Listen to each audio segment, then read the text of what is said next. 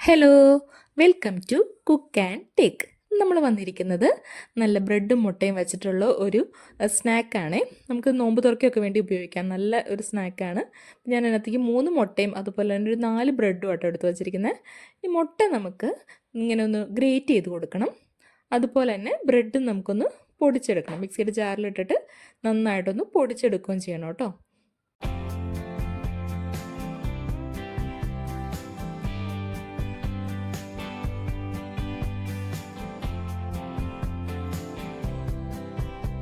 ഇനി നമുക്കിതൊന്ന് മിക്സ് ചെയ്തെടുക്കാം. അതിന് വേണ്ടിയിട്ട് നമ്മൾ മുട്ടയിലേക്ക് നമ്മൾ പൊടിച്ച് വച്ചിരിക്കുന്ന ബ്രെഡ് ക്രംസിൻ്റെ ഒരു 1/4 ഭാഗം ആഡ് ചെയ്ത് കൊടുക്കാം. കുറച്ച് നമുക്കെടുത്ത് മാറ്റി വയ്ക്കാം. പിന്നെ അതിനകത്തേക്ക് നമുക്ക് ഇട്ട് കൊടുക്കേണ്ടത് കുറച്ച് സവോള അരിഞ്ഞതും അതുപോലെ തന്നെ പച്ചമുളകും കറിവേപ്പിലയും കൂടി അതിനകത്തേക്ക് ഇട്ട് കൊടുക്കുന്നുണ്ട്. പിന്നെ നമുക്ക് അതിനകത്തേക്ക് ആഡ് ചെയ്തതിൻ്റെ പൊടികൾ എന്ന് വെച്ച് കഴിഞ്ഞാൽ കുറച്ച് ഗരം മസാലപ്പൊടിയും അതുപോലെ തന്നെ മീറ്റ് മസാലപ്പൊടിയും കൂടിയാണ് ആഡ് ചെയ്യേണ്ടത്. നമ്മളത് ഇതിനകത്തേക്ക് ഇട്ട് കൊടുത്തതിന് ശേഷം പാകത്തിനുള്ള ഉപ്പും കൂടി അതിനകത്തേക്ക് ആഡ് ചെയ്യണം.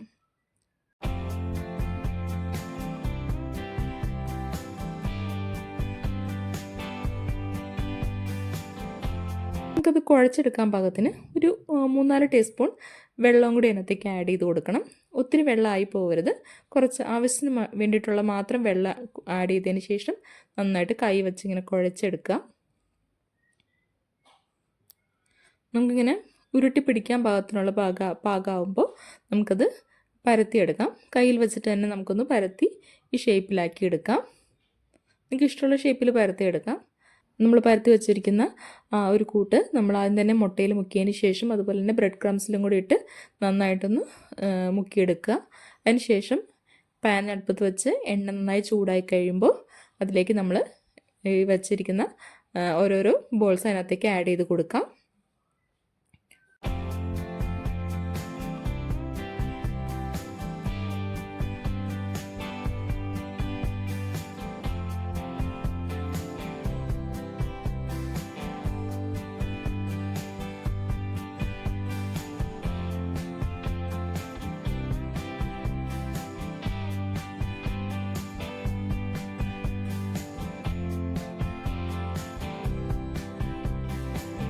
ായിട്ടൊന്ന് വെന്ത് കഴിയുമ്പോൾ നമുക്കൊന്ന് തിരിച്ചിട്ട് കൊടുക്കാവേ.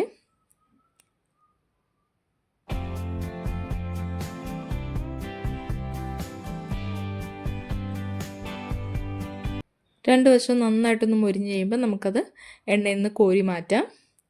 വളരെ ടേസ്റ്റി ആയിട്ടുള്ള സ്നാക്സാണ്. നമുക്ക് പെട്ടെന്ന് തന്നെ ഉണ്ടാക്കാൻ കഴിയും. നിങ്ങളെല്ലാവരും ഒന്ന് തയ്യാറാക്കി നോക്കണേ.